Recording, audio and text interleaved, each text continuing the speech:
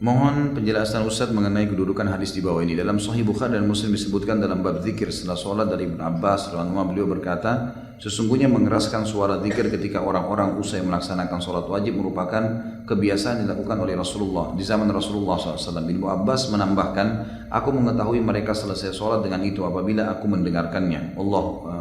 Wassalamualaikum warahmatullahi wabarakatuh. Baik, ini hadis sahih memang, gitu kan? Dan boleh seseorang habis sholat mengeraskan suara ya. Tapi ada riwayat yang menjelaskan pengerasan suara di sini adalah Nabi SAW membaca, para sahabat membaca, dan suara mereka terdengar. Itu yang ada. Tapi tidak ada riwayat yang menjelaskan kepada kita kalau itu Nabi SAW lakukan secara berjamaah. Nabi SAW yang baca ayat kursi semua sahabat ikut, bukan begitu yang dimaksud. Karena riwayat yang kedua, ada riwayat yang lain menjelaskan selain riwayat Ibnu Abbas ini, kalau Nabi SAW membaca dan sahabat membaca.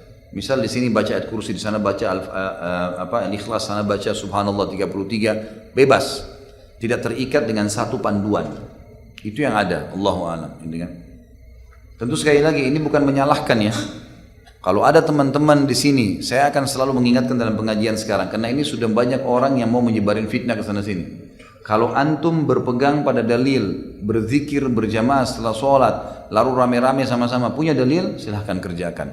Kita semua sedang belanja di supermarket, tanggung jawab sendiri, kan gitu.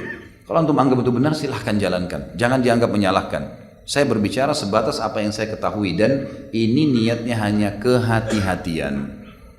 Kehati-hatian supaya jangan sampai keliru.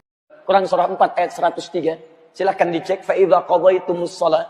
Jika Anda selesai menunaikan salat, fadhkurullah, silahkan zikir kepada Allah. Apa bentuk zikirnya?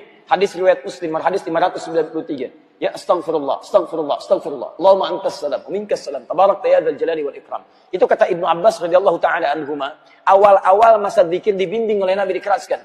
Kalau enggak dikeraskan, bagaimana sampai sekarang kita bisa dengar zikirnya? Hadisnya ada, keterangannya ada. Setelah mereka semua mengetahui zikirnya, cara bacanya, masing-masing paham, bahkan tahu kalimat-kalimat yang Nabi biarkan. Maka muncullah kemudian zikir sendiri-sendiri di situ. Jadi kalau Anda kumpulkan riwayatnya dengan baik, Anda temukan.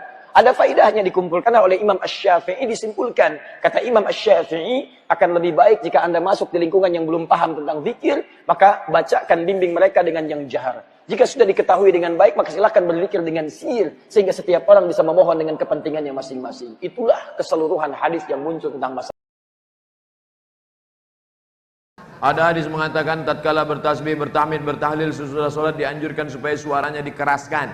Benar atau salah Pak Ustadz? Hadis riwayat Abdullah bin Abbas. Apa bunyinya? Kanal jahru bizikri ba'das kanal jahru bizikri fi adin Nabi sallallahu alaihi wasallam. Waktu itu Abdullah bin Abbas di luar masjid, dia mendengar suara zikir yang ada dari dalam masjid, suaranya kuat. Waktu itu mikrofon belum ada. Dia di luar masjid, didengarnya. Subhanallah, subhanallah, subhanallah, subhanallah. Mikrofon belum ada lagi. Ini mikrofon ini datang belakangan. Ini bukan made in Arab, ini dari Inggris punya nih. Makanya itu tulis di sini on off. Seandainya ini ada zaman Nabi, pasti itu tulis al-hayah wal maut. Oleh sebab itu kalau ada yang berdalil berzikir kuat, boleh subhanallah, subhanallah, subhanallah, subhanallah, alhamdulillah, alhamdulillah, alhamdulillah, alhamdulillah. Jangan saling menyalahkan. Yang tak setuju dengan zikir jahar, dia pakai zikir sir. Silakan zikir sir sendirian. Jangan saling menyalahkan. Ini antara zikir jahar sama zikir sir saling menyalahkan, akhirnya bertinju sesama yang berzikir. Kalau sudah bertinju sesama berzikir di masjid, yang ketawa siapa? Yang tak sembahyang. Apa kata mereka yang tak sembahyang? Kenapa mereka berkelahi di masjid? Gara-gara zikir. Untung kita tak berzikir.